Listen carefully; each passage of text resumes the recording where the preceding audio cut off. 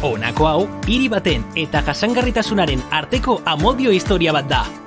Gasteiz izan zen kale bat oinentxakoentzat bihurtu zuen Espainiako lehen hiria. Naturarekin lotzen duen eraztun berde bat sortu zuen lehena.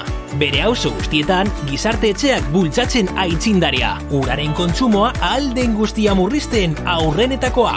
Egun bakar batean bere garraio publikoko sarea aldatu zuen eraginkorragoa egiteko. Eta bizikletentzako biden 100 kilometro sortu ditu.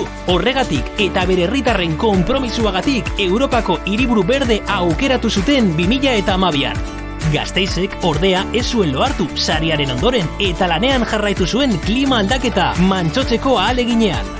Bat egin zuen Nazio Batuen Erakundearen 2030 agendarekin. Bere hiri estrategian gizartearen eta ekonomiaren ikuspegiak txertatuz. Eta gauzak horrela, Europaren arreta berreskuratu zuen eta hark misio bat betetzeko aukeratu zuen. 2030erako 100 hiri adimendun eta klimatikoki neutraletako bat izatea.